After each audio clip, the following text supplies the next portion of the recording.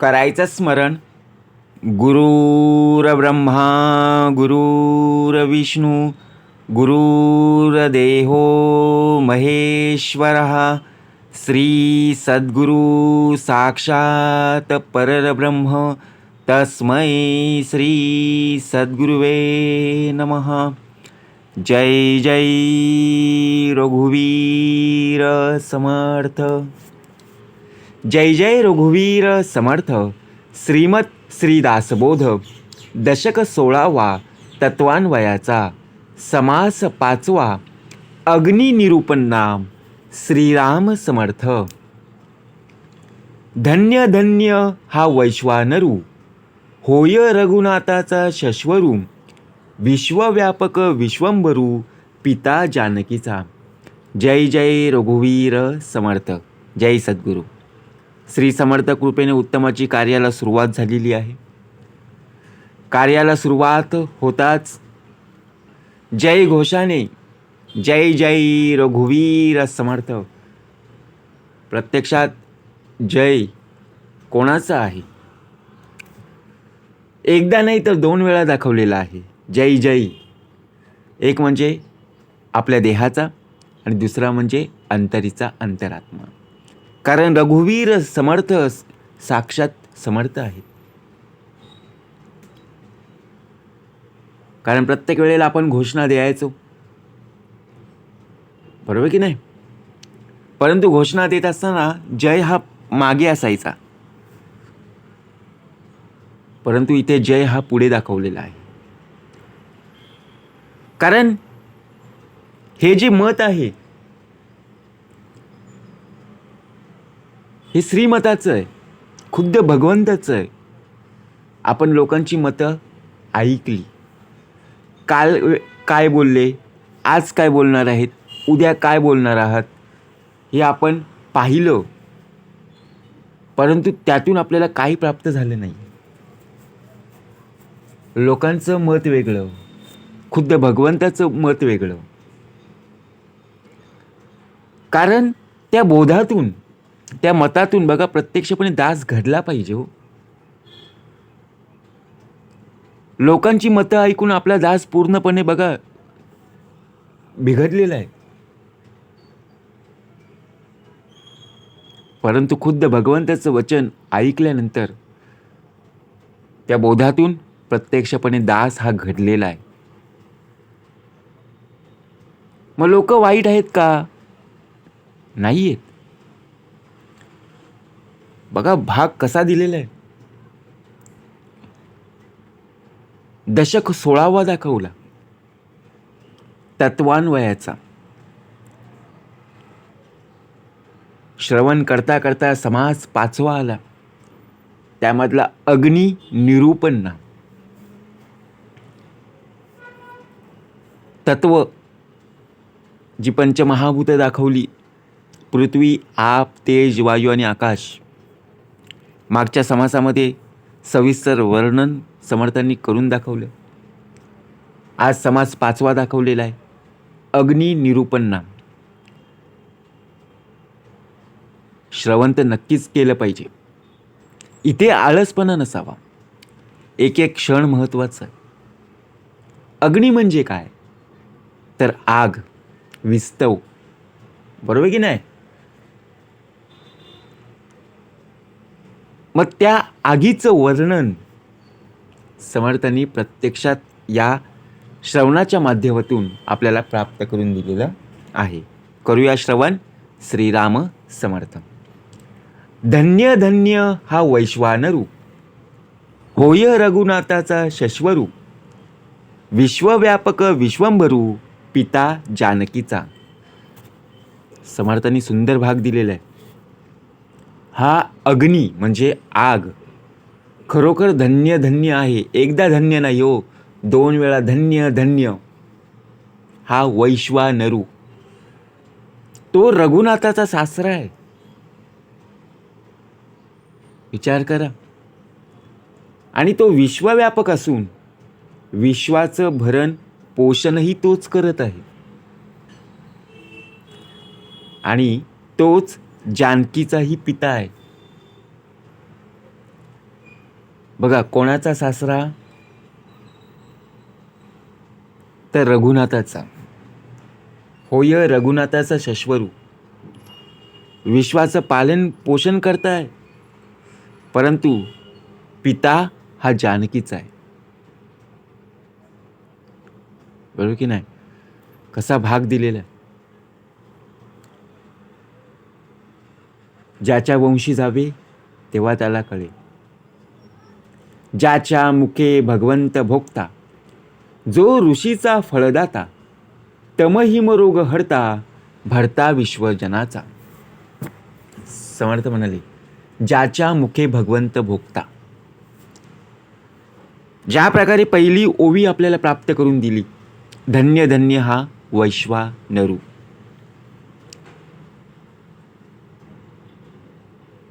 आपण आता थंडीचे दिवस चालू आहेत. थंडीच्या दिवसांमध्ये आपल्याला बघा गरम गरम चहा लागतो. बरोबर की नाही? दूध प्यावासा वाटतो. त्याचप्रमाणे थंडीच्या दिवसांमध्ये आपण घराबाहेर पडता क्षणी आपण काय विचार करतो? अरे कुठेतरी आपण शेकोटी बघा लावली पाहिजे, ज्याच्यामुळे आपल्याला बघा उबदार म्हणजे जी थंडी जाणवत होती ती थंडी जाणवणार नाही. त्यासाठी आपण काय आणलं? पाळापाचोला जमा केला, इकडून तिकडून लाकडं जमा केली, कागद गोळा केली आणि अग्नी लावली. किती त्या आगीचं महत्त्व आहे विचार जर आपण केला. जंगलामध्ये आपल्याला डोंगराळ भागामध्ये अग्नी म्हणजे आग पाहायला मिळत असते. त्याला वणवा म्हणतात ना. तो वणवा लागतो कसा हो? आता बघा, एका माचीसची काडी ज्याप्रमाणे आपण लावतो, त्यावेळी सर्व ठिकाणी आपण लावत जातो का? नाहीये. हीच पंचमहाभूत आहेत.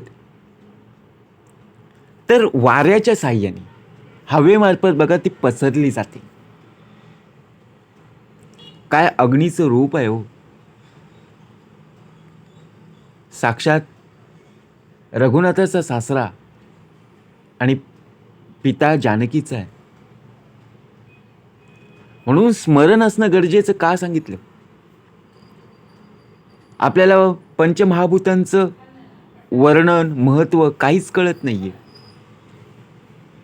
ज्याच्या मुखे भगवंत भोगता, ज्याच्या मुखे भगवंताचं स्मरण आहे, त्याला कुठल्याही प्रकारची चिंता करायची गरज नाही. जो ऋषीचा फळदाता आहे, तम हिम रोग हरता, भरता विश्वजनाचा. बघा, सत्वगुण, रजगुण आणि तमगुण जसे 3 गुण आहेत, तसं उन्हाळा, पावसाळा आणि हिवाळा. सर्वात जास्त रोग, सर्वात जास्त आजार केव्हा आपल्याला पाहायला मिळतात? बघा, थंडीच्या दिवसांमध्येच, हिवाळ्यामध्येच ना. आपलं शरीर आपल्याला साथ देत नाहीये, थकल्यासारखं होतं. बरोबर की नाही? म्हणून समर्थ म्हणाले, तमहिम रोग हरता, भरता विश्वजनाचा. नाना वर्ण नाना भेद, जीव मात्रांचं अभेद, अभेद आणि परमशुद्ध ब्रह्मादिकांसी.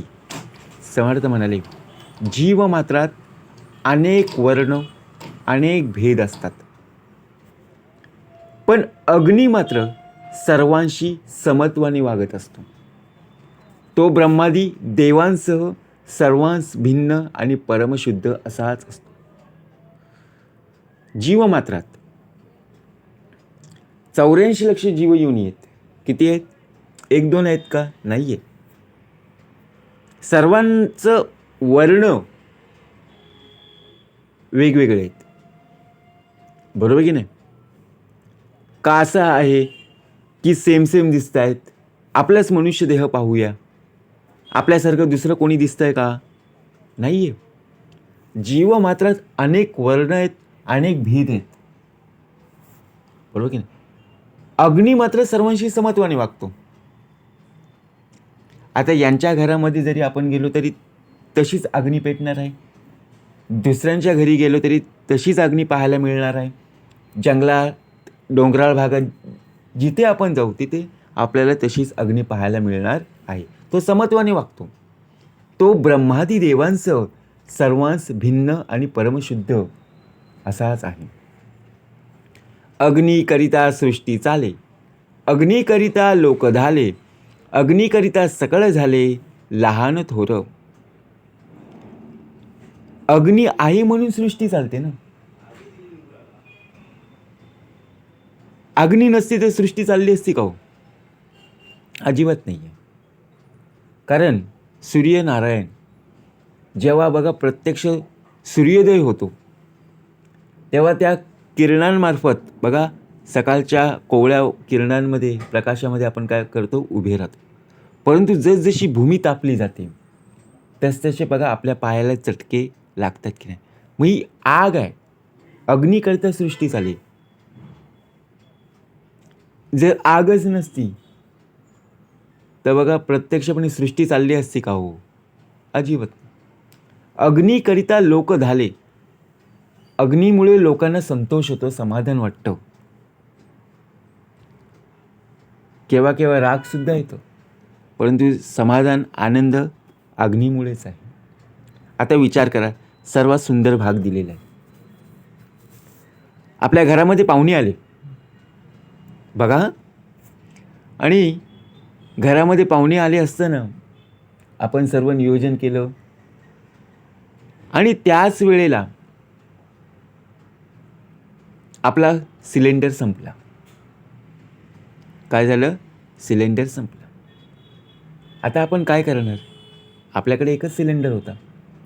आता दुसरा आणायचा किंवा नंबर लावायचा तो उद्या किंवा परवा येईल, किंवा घेऊन जायचं आहे परत आणायचं आहे, यामध्ये वेळ निघून जाईल. मग त्याच्यामध्ये काय होतं, आपल्याला राग येतो. परंतु दुसरा जर असेल तर आपल्याला बघा राग येणार नाही, लगेच आपण तो बदलून दुसरा लावू. मग त्याच प्रकारे त्या अग्नीमुळे लोक संतुष्ट झाली, समाधानी झाली, आनंदी झाली. कारण आपल्या घरामध्ये येणारे पाहुणे एवढा वेळ थांबणारे नव्हते. त्यांना लवकरात लवकर चहा बनवून द्यायचा आहे, नाश्ता करून द्यायचा आहे. आपण सर्व तयारी केली होती, परंतु आयत्या वेळेला काय झालं, गॅस संपला, सिलेंडर संपला. मग अग्नीकरिता सकळ झाले लहान थोर. अग्नीमुळे सर्व लहान थोर मनुष्य देह, प्राणी मात्र जीवन जगू शकतात. अग्नीने आळले भूमंडळ, लोकांस राहाव्या झाले स्थळ. दीप दीपिका नाना ज्वाळ, जेथे तेथे. अग्नीने पाणी शोधून बघा, प्रत्यक्षात अग्नीने काय केलं, पाणी शोषलेलं आहे आणि भूमंडळ घट्ट केलं. या पृथ्वीतलावर आपण जर पाहायला गेलो ना तर बघा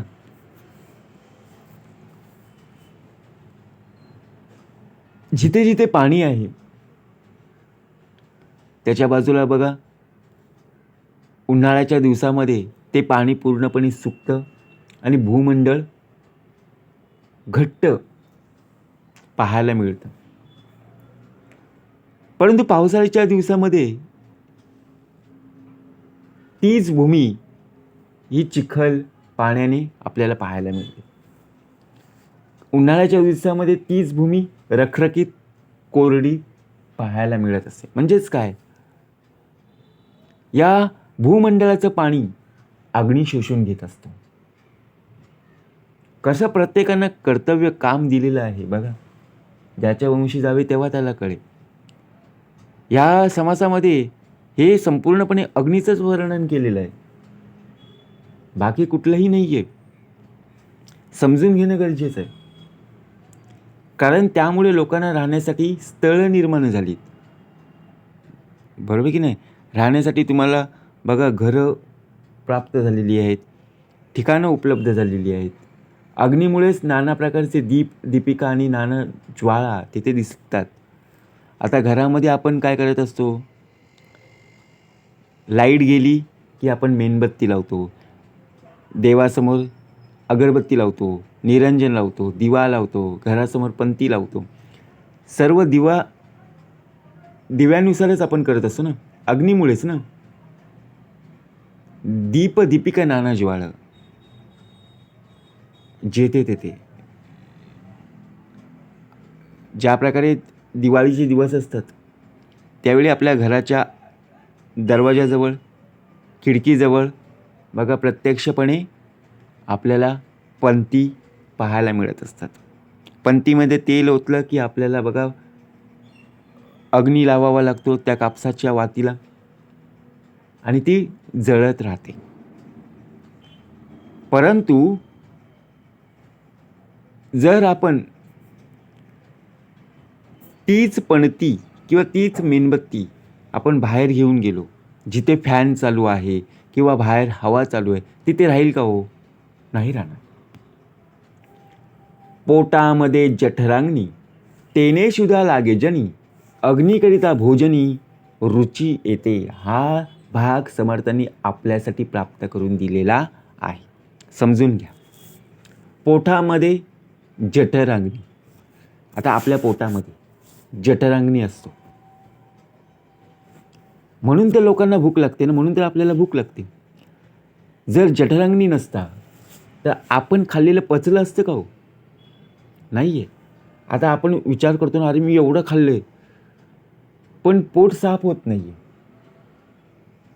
कारण कसं असतं, आपण गरमागरम खात असतो आणि थंडगार पाणी पिलं तर आपल्या पोटामध्ये असणारं जी अग्नी आहे ती विझते ना. आता तुम्ही जर उकळता बघा, पातेल्यामध्ये जर पाणी ठेवलेलं आहे किंवा उकळता चहा ठेवलेला आहे आणि तसाच जर तुम्ही फ्रीजमध्ये ठेवण्याचा प्रयत्न केला, काय होईल? डायरेक्ट थंड होईल ना तो. वेळसुद्धा लागणार नाही आहे. आणि परत तापवायला गेलात तर वेळ लागेल की नाही परत तापायला. मग तसंच आहे. मग ज्यावेळी तुम्ही गरम पदार्थ खाता त्यावेळी तुम्ही गरमच पाणी पिलं पाहिजे. गरम म्हणजे साधं कोमट पाणी नक्कीच पिलं पाहिजे. आपण काय करतो, जिथे मसालेदार असतं, तिखटपणा असतो, तिथं आपण थंड पाणी पित असतो. त्याच्यामुळे काय होतं, आपल्याला घशाला थंडावा वाटतो, तोंडाला थंडावा वाटतो, परंतु जठरांगणी आहे ना ती विझते. मग आपण खाल्लेलं ते पचत नाही आहे. बघा का भाग द्यावा लागला. ही सर्व प्रक्रिया आपल्यामध्ये करून ठेवलेली. प्रत्येक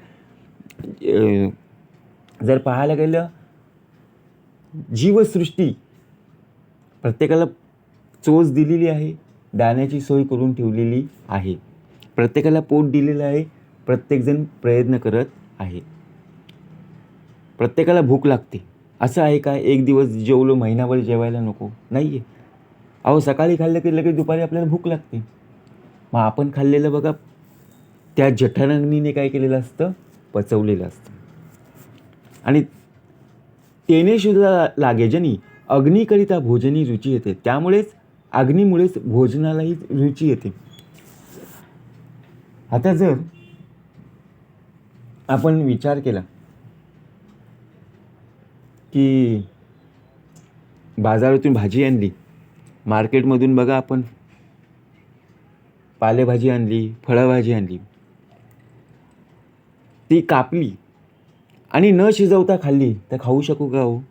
मेथीची भाजी आणली, शापूची भाजी आणली, पालक आणली, माठ आणली, आपण खाऊ का? नाही खाऊ शकणार. ते उत्तम प्रकारे शिजवायला लागेल, धुवायला लागेल. बघा प्रत्यक्षपणे धुवून उत्तम प्रकारे फोडणी द्यावी लागेल आणि नंतर जी चव आहे ती आपल्याला सांगता येईल. त्यासाठी आपल्याला बघा गॅस सिलेंडर, चूल पेटवावीच लागणार आहे. त्यासाठी आपल्याला आगीचं महत्त्व, आग बघा प्रत्यक्षपणे अग्नीत तिथे लावावीच लागणार आहे. अग्नी सर्वांगी व्यापक, उष्णे राहे कुणी एक, उष्ण नसता सकळ लोक मरवून जाती. समर्थ म्हणाले, आपला जन्म या पृथ्वी तलावर झालेला आहे. या पृथ्वी तलावर आपला जन्म झालेला असताना कोणी अमरपट्टा लावून आलेला नाही आहे. आज आलाय म्हणजे निश्चितच केव्हा ना केव्हा तरी जाणार आहे. परंतु अग्नी सर्वांगी व्यापक आहे. अग्नी सर्वांगास व्यापक आहे. म्हणजे काय? पृथ्वीपासून आकाश, आकाशापासून पृथ्वी, पृथ्वीपासून आताळ, पाताळ, तिंता. कृतयुग गेला, त्रेतायुग गेला, द्वापारयुग गेला, कलियुग चालू आहे.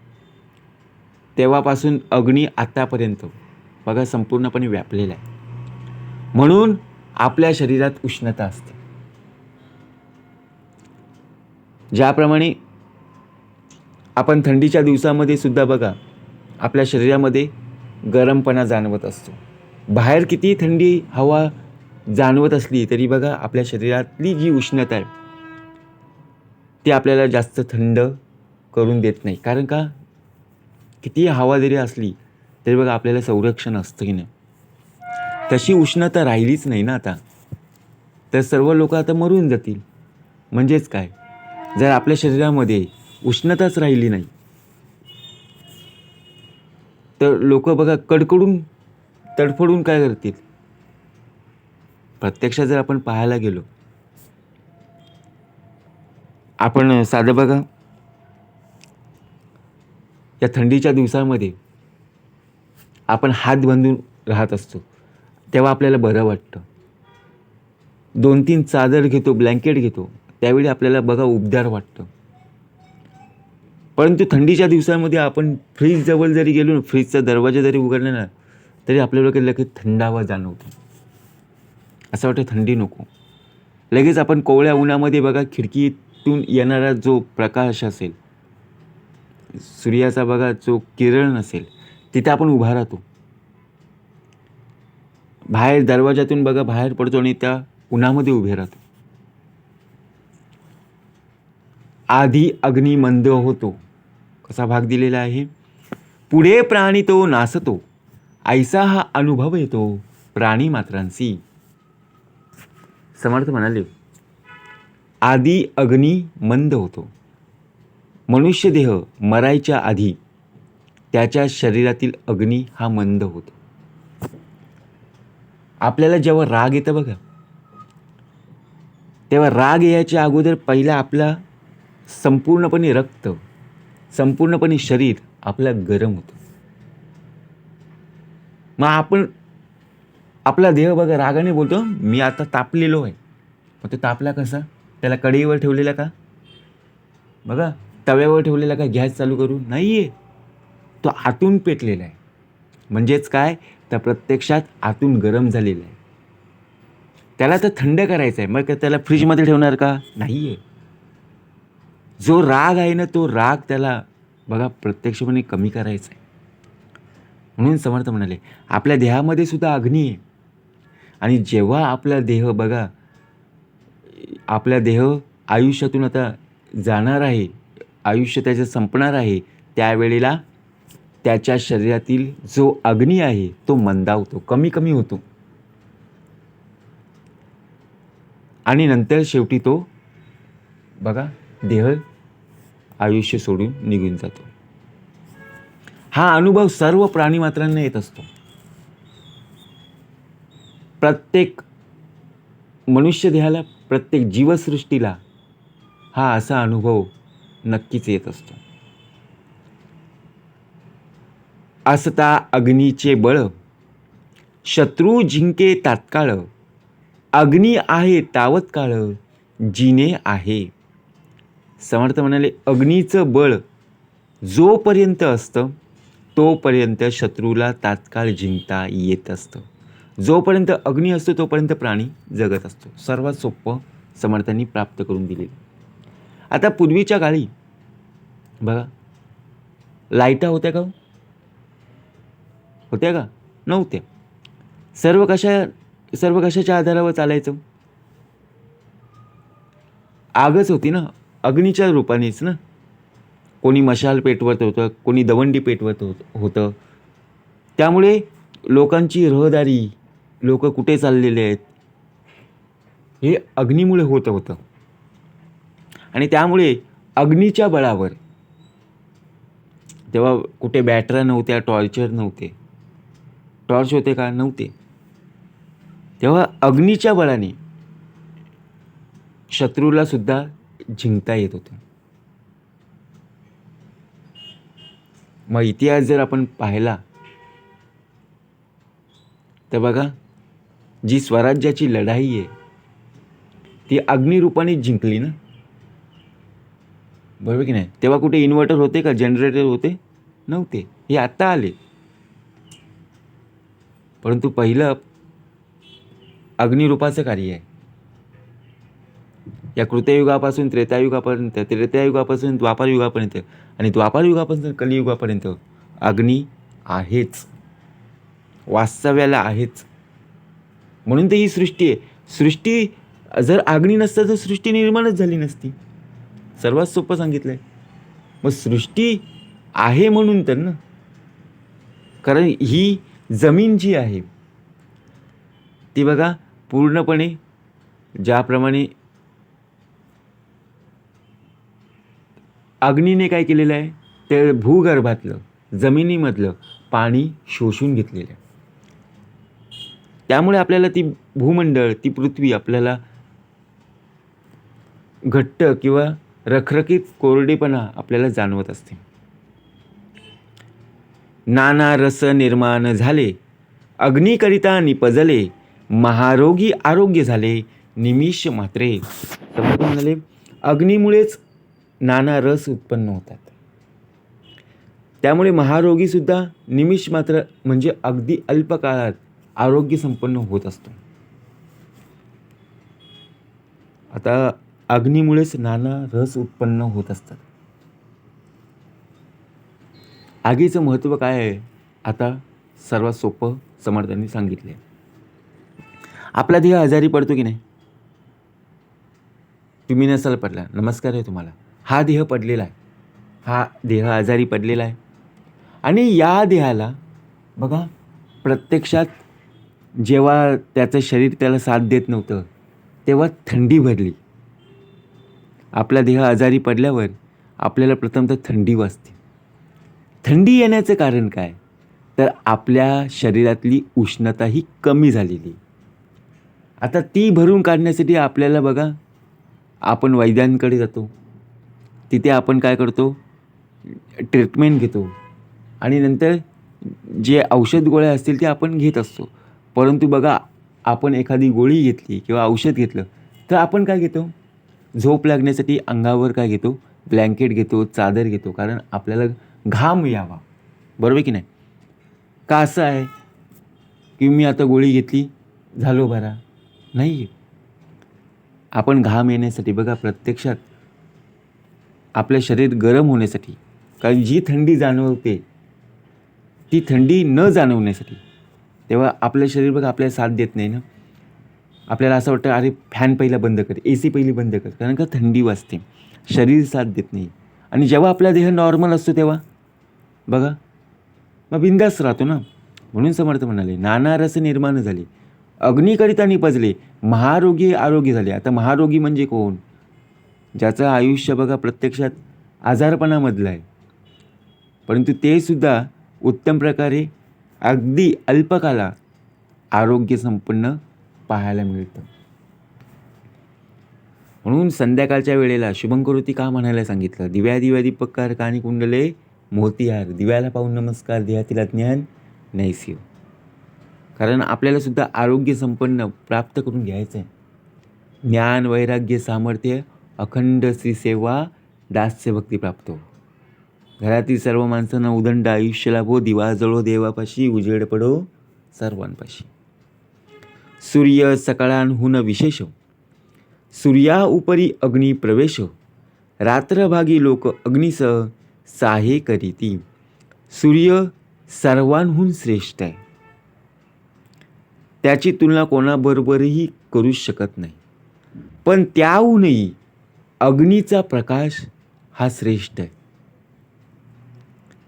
सूर्य तर आहेच, सूर्याची किरणं या पृथ्वी तलावर येत असतात, परंतु जी अग्नी आहे, आग आहे, तिचा जो प्रकाश आहे तो श्रेष्ठ आहे.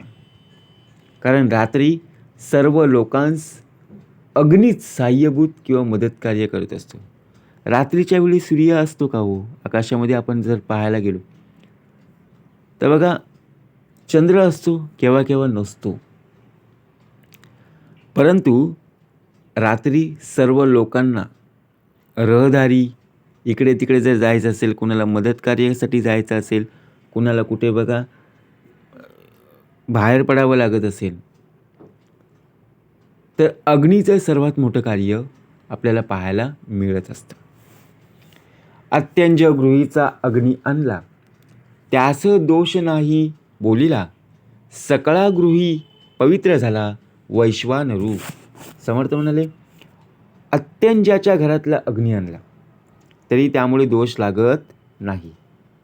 कारण अग्नी हा सर्वांच्या गृहीचा पवित्रच असतो. प्रत्येकाच्या घरामध्ये चूल पेटलेली पाहायला मिळत असते, म्हणून अग्नी हा पवित्र आहे.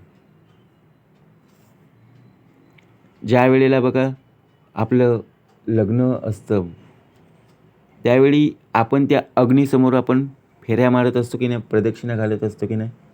मग त्याचप्रमाणे अग्नीशिवाय कुठलेही कार्य होऊच शकत नाही. अग्निहोत्र नाना याग, अग्निकरिता होती सांग, अग्नितृप्त होता मग सुप्रसन्न होतो. अग्निहोत्र नाना प्रकारचे यज्ञ त्याग अग्नीमुळेच यथासांग पार पडत असतात आणि अशा प्रकारे तृप्त झाला की सुप्रसन्न होत असतो. आता अग्निहोत्र नाना याग, नाना प्रकारचे यज्ञ, नाना प्रकारचे बघा जिथे आपली पूजा असते बघा, बरोबर की नाही, त्या पूजेच्या वेळी आपण तिथे होम करत असतो किंवा यज्ञ लावत असतो, जिथे बघा समई लावत असतो, तिथे सर्व अग्नीचंच कार्य असतं ना. नमस्कार करतो की नाही, बरोबर की नाही, दिवाबत्ती आपण करत असतो, जिथे आपण बघा उदबत्ती लावत असतो, हे सर्व अग्नीच्या रूपाने. अग्निहोत्र नाना याग, अग्निकरिता होती सांग, अग्नी तृप्त होता मग सुप्रसन्न होतो. देव दानव मानव अग्निकरिता चाले सर्व, सकळ जनासी उपाव अग्नी आहे. देव दानव आणि मानव यांचं सर्व व्यवहार हे अग्नीमुळेच चालत आलेले आहेत. सर्व लोकांचं कल्याण हे अग्नीमुळेच होते.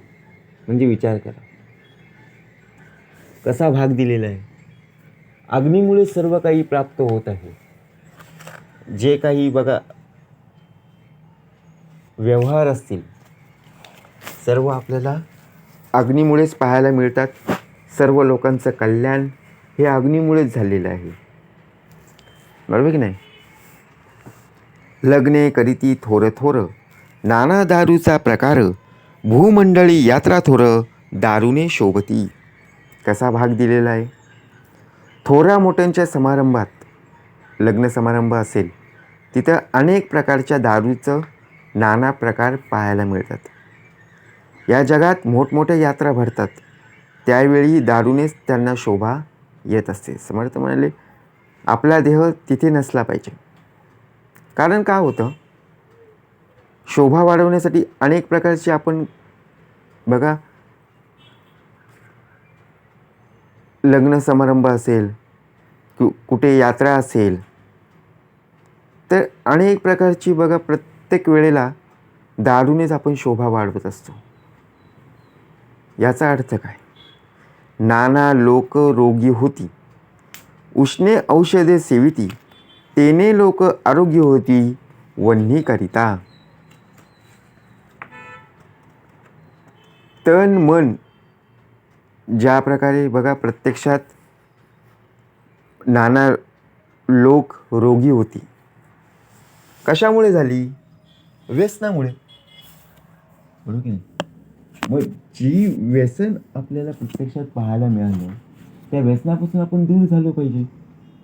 परंतु आपण काय केलं, नाही लग्न समारंभ आहे, आपण जर ठेवलं नाही तर लोक आपल्याला नावं ठेवतील. अहो, नावं ठेवण्यापेक्षा आपले नाव कमी होऊ नये हे पाहणं गरजेचं आहे ना. म्हणून समर्थ म्हणाले, नाना लोक रोगी होती, उष्ण औषधे सेविती. त्यांना गरम औषध पाहिजे. आता गरम औषध कुठलं घेणार? तेने लोक आरोग्य होती वन्नी करिता. ब्राह्मणास तनु म्हणू, सूर्यदेव होत हुताशनू. एकच विषयी अनुमनू काहीच नाही.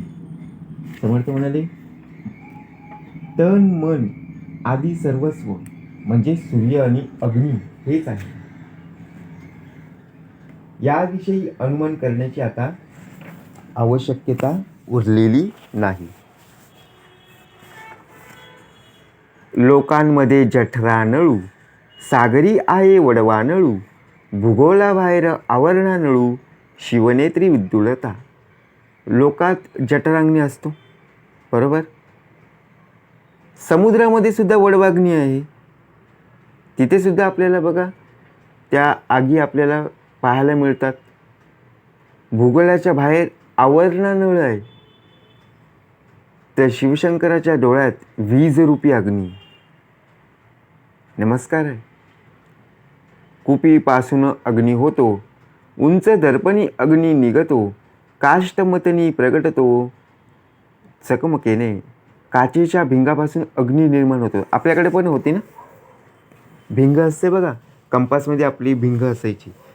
ती भिंगाजवळ प्रत्यक्ष उन्हाच्या साह्याने बघा आपण आग लावायचो. म्हणजे काय, एखादी माचीची काडी असायची किंवा छोटासा कपडा असायचा, तो आपोआप बघा त्या काचेच्या भिंगापासून जळत राहायचा.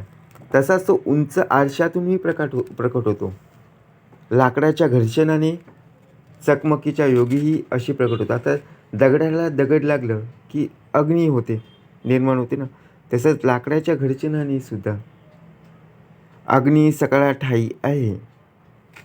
कठीण घिसणी प्रगट होय, आग्यसर्पे दग्ध होय गिरीकंदरे. सर्व प्राणीमात्रांच्या ठाई अग्नीच आहे. कठीण घर्षणाने तो प्रगट होत असतो. आणि आग्या सर्पामुळे बघा प्रत्यक्षामुळे गिरीकंदरात आग लागून ती दग्ध होत असते. अग्निकरिता नाना उपाय, अग्निकरिता नाना अपाय. विवेकी विन सकळ होय निरर्थक. अग्नीमुळेच नाना उपाय होतात आणि किंवा नाना अपायही होऊ शकतात. भूमंडळी लहान थोर, सकळांस वन्नीचा आधार. अग्निमुखे परमेश्वर संतुष्ट होय. या पृथ्वीतलावर सर्व लहान ज्याप्रमाणे अग्नीचाच आधार असतो, अग्निमुखानेच परमेश्वर संतुष्ट होतो, समाधानी होतो. ऐसा अग्नीचा महिमा बघा प्रत्यक्षपणे अग्नीचा महिमा. बोलिले तेतुकी उनी उपमा, उत्तरोत्तर अगाध महिमा अग्निपुरुषाचा. मनुष्यदेह ज्यावेळी जिवंत असताना अग्नी त्याला सोबत देत असतो, साथ देत असतो. पण शेवटी आयुष्य निघून गेल्यावर तो भस्म करण्याचं सुद्धा काम करत असतो. अग्नी सर्वभक्षक आहे, म्हणून त्याची थोरवी काय म्हणून वर्णावी. सकळ सृष्टीचा संहार, प्रलय करी वैश्वानर. वैश्वानरे पदार्थ मात्र काहीच उरेना. ज्याप्रमाणे नाना लोक अनेक प्रकारचे होम करतात, घरोघरी वैश्वदेव चालतात. निर्णयामध्ये ज्या प्रकारे बघा निरनिराळ्या क्षेत्रांमध्ये देवापाशी दीपसुद्धा जळत राहत असतो. आपण पाहतो एखाद्या तीर्थस्थळी, एखाद्या क्षेत्राला जेव्हा आपण जात असतो तेव्हा मोठमोठ्या समया बघा दिवे लावलेले असतात. दीपाराधने निरांजने, देव ओवाळलेले जने. खरे खोटे निवडणे दिव्य होती. दीपाराधना, निरंजने इत्यादी अनेक प्रकारे देवाला लोक बघा प्रत्यक्षपणे ओवाळतात. अग्नी दिव्य करून लोक खऱ्या खोट्याची निवड परीक्षा नक्कीच करत असतात. अष्टदा प्रकृती लोकतींनी सकळ व्यापून राहिला वनी, अगाध महिमा वदनी किती म्हणूनी बोलावा. अष्टदा प्रकृती. आता अष्टदा प्रकृती म्हणजे काय?